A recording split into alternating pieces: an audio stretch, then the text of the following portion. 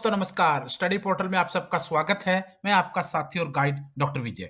दोस्तों DSSB ने 2022 का अपना कैलेंडर जारी कर दिया है रिक्रूटमेंट के लिए। 2022 के अंदर जो वैकेंसी आनी है DSSB की, उन सब का कैलेंडर आ गया है।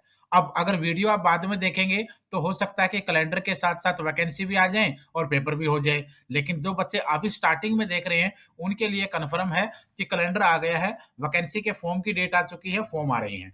अब आप लोगों के लिए सबसे बड़ी समस्या है कि सर एज लिमिट क्या होगी, क्योंकि DSSB इस मामले में बाकी बोर्डों से थोड़ा टाइट है। यहाँ पर एज रिलैक्सेशन कम मिलती है, एज जो है वो बच्चों की कम रखी गई है और कोशिश की जाती है कि जो यूथ है वो टीचिंग लाइन के अंदर ज्यादा आए, ताकि हमारे एजुकेशन सिस्टम को यूथ या यंग रखा जा सके। तो आज हम इस वीडियो में एज लिमिट की बात करेंगे। पीजीटी के लिए क्या है, टीजीटी के लिए क्या है, पीआरटी के लिए क्या है, महिलाओं को छूट मिलेगी या नहीं मिलेगी, एससी के लिए क्या है, बीसी के लिए क्या है, ओबीसी के लिए क्या है, एसटी के लिए क्या है, दिल्ली से बाहर वालों के लिए क्या है, जनरल में काउंट होंगे नहीं होंगे, नहीं होंगे तो क्यों नहीं होंगे, सब चीजों पर डिस्कस करेंगे। एक ही रिक्वेस्ट है, वीडियो लास्ट तक देखिए और अपने हर साथी तक वीडियो को शेयर कीजिए। आइए शुरू करते हैं।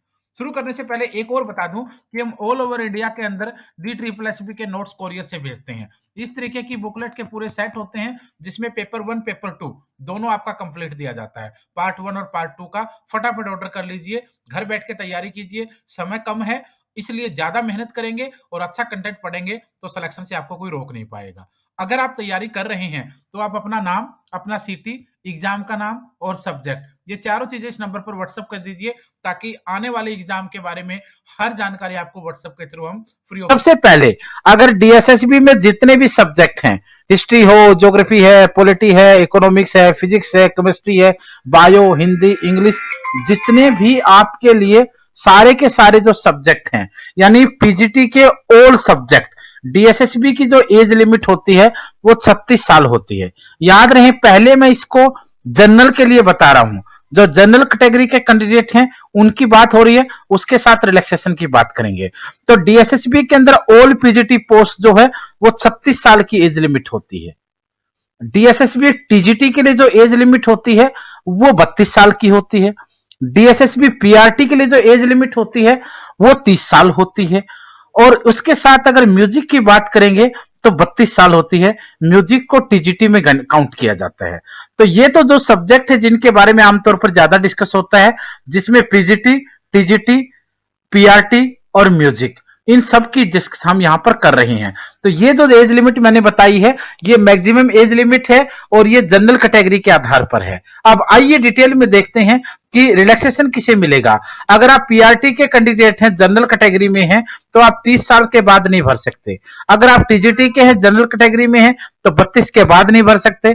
अगर पीजीटी में है 36 के हो गए और जनरल कैटेगरी में है और स्वस्थ हैं, यानी फिजिकल हैंडीकैप्ड में नहीं आते, तो आप 36 के बाद नहीं भर सकते। अब संभावनाएं क्या है, छूट किसको मिलती है, कितने साल की मिलती है, किस कंडीशन पर मिलती है, इसको भी एक बार देख लेते हैं। सबसे पहले देखिए, अगर एज रिलैक्सेशन की बात करेंगे, छूट की बात करेंगे, तो जनरल कैटेगरी के लिए इसमें कोई एज रिलैक्सेशन नहीं है। जनरल के लिए पीजीटी 36 साल अप्लाई कर पाएगा, टीजीटी 32 साल, पीआरटी 30 साल। लेकिन अगर दूसरी एज कैटेगरी में आएंगे, जैसे अगर आप एससी हैं या एसटी हैं, तो 5 साल का रिलैक्सेशन आपको मिलेगा। 5 साल, यानी पीआरटी के हैं तो 30 की बजाय 35 हो जाएगा, टीजीटी हैं तो 32 की बजाय 37 हो जाएगा, और अगर पीजीटी हैं तो 36 से आपका 41 हो जाएगा। उसके साथ अगर आप बात करते हैं ओबीसी वाले बच्चों की, जो कैंडिडेट ओबीसी में हैं वो अगर पीआरटी के हैं तो 30 की बजाय 33 तक फिल कर सकते हैं। अगर एससी एसटी में हैं तो 30 की बजाय आप लोग, पीआरटी की बात हम कर रहे हैं यहां पर, पीआरटी की बात हम ओबीसी में देखेंगे तो 30 साल से 33 तक। अगर टीजीटी वाले हैं तो आप लोग 32 साल से 3 साल मिलाओगे 35 हो जाएगा, और पीजीटी के लिए आपका 36 से 39 हो जाएगा। उसी तरीके से अगर आप फिजिकल हैंडीकैप्ड हैं तो आपको 10 साल का रिलैक्सेशन है। यानी पीआरटी का बच्चा अगर है और फिजिकल हैंडीकैप्ड है तो जनरल वाला बच्चा, अगर पीआरटी की बात करेंगे तो वो 40 तक जाएगा, टीजीटी वाला 42 तक जाएगा और पीजीटी वाला 46 तक जाएगा। लेकिन अगर आप लोग एससी एसटी के साथ फिजिकल हैंडीकैप्ड हैं तो 10 और 5 15 ऐड हो जाएगा। ओबीसी के साथ फिजिकल हैंडीकैप्ड हैं तो आपका 10 के साथ साथ 13 ऐड हो जाएगा। तो ये चीजें आप लोग एक बार देख लीजिए। यानी जनरल कैटेगरी वालों के लिए कोई एज रिलैक्सेशन नहीं है, ओबीसी के लिए 3 साल है, SC ST का 5 है, फिजिकल हैंडीकैप्ड का 10 है। फिजिकल हैंडीकैप्ड के साथ अगर कैटेगरी मैच होते हैं रिजर्वेशन की तो वो ऐड हो जाएगा, प्लस हो। अब क्वेश्चन बच्चों का आता है कि सर अदर स्टेट वाले बच्चों का क्या होगा। दोस्तों डीएसएसबी अपने नोटिस में हर बार लिखता है कि other state candidates will be counted in general category only. यानी अदर स्टेट यानी अदर राज्य के बच्चे, दूसरे राज्यों के बच्चे, दिल्ली से बाहर के, यूपी हो, बिहार हो, हरियाणा हो, पंजाब हो, राजस्थान हो, मध्य प्रदेश हो, कर्नाटक हो, महाराष्ट्र हो, तमिलनाडु हो, कहीं भी हो, दिल्ली से बाहर के जो बच्चे हैं, दिल्ली से बाहर के जो बच्चे हैं, वो बच्चे जनरल कैटेगरी में काउंट किए जाएंगे। उसका मतलब ये होता है कि मान लो आप लोग ओबीसी हैं और आप किसी और राज्य के हैं, हरियाणा, पंजाब, दिल्ली से बाहर कहीं भी, हरियाणा, पंजाब, यूपी, बिहार कहीं भी, अगर आप ओबीसी के बच्चे हैं तो आपको जो एज का रिलैक्सेशन है वो नहीं मिलेगा, बिल्कुल नहीं मिलेगा। मान लो पीआरटी में एज 30 है, अगर आप किसी और वैकेंसी, अगर आप दिल्ली के हैं तो आपको 3 साल का रिलैक्सेशन मिल जाएगा। लेकिन अगर आप दिल्ली से बाहर के हैं तो आपको रिलैक्सेशन नहीं मिलेगा, आप जनरल में काउंट हो गए, आपकी 30 ही एज होनी चाहिए। लेकिन ये तो आपके लिए अदर स्टेट वाले बच्चों के है, ओबीसी वगैरह वालों का। लेकिन एससी और एसटी की अगर मैं बात करूं, एससी और एसटी की मैं बात करूं तो ये बच्चों को रिलैक्सेशन मिलेगा। ये बच्चे दिल्ली से बाहर के बच्चे, जो अदर स्टेट वाले बच्चे हैं, वो दिल्ली वालों के बराबर ही काउंट होंगे, क्योंकि एससी एसटी को एज का रिलैक्सेशन दिया जाएगा, चाहे वो आप दिल्ली के हो, चाहे वो अदर स्टेट के हो। तो ये चीज याद रखना। यानी अदर बैकवर्ड क्लास वालों को नहीं, कहने का मतलब इनका साफ है, एससी एसटी वालों को ये देंगे, लेकिन ओबीसी और अदर वाले जो है ना उनको नहीं देंगे। मुझे नहीं समझ में आ रहा है क्यों है, बट जो रूल है वो है। हम तो सिर्फ रूल पे चल सकते हैं, अप्लाई करेंगे तो रूल पे चलेंगे।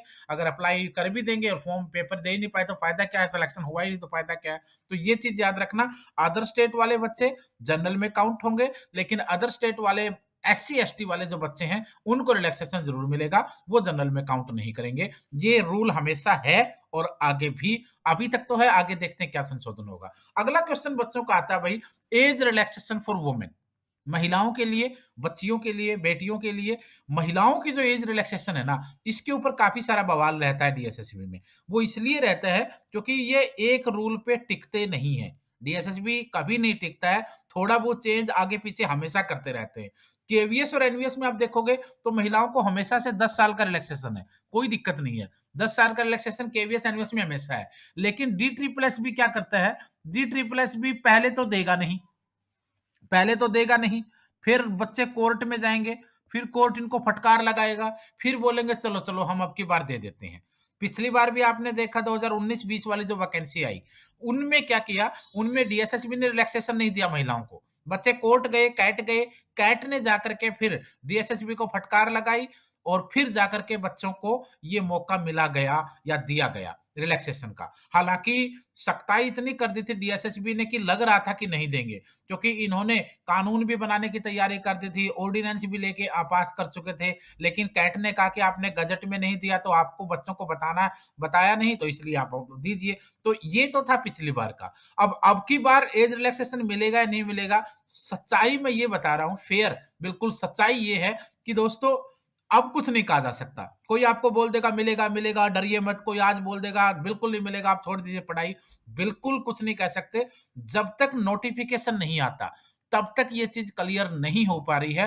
होप जो कि मिले, अच्छी बात है मिले, और अगर 1% नहीं भी मिलता है तो कोर्ट का रास्ता हमारे लिए फिर भी तैयार है। पिछली बार भी हम सब कोर्ट गए थे, अब की बार भी कोर्ट जाने के लिए तैयार हैं, और कोशिश हमारी ये रहेगी कि महिलाओं के लिए, बच्चियों के लिए एज रिलैक्सेशन तो कम से कम दिलाया जाए।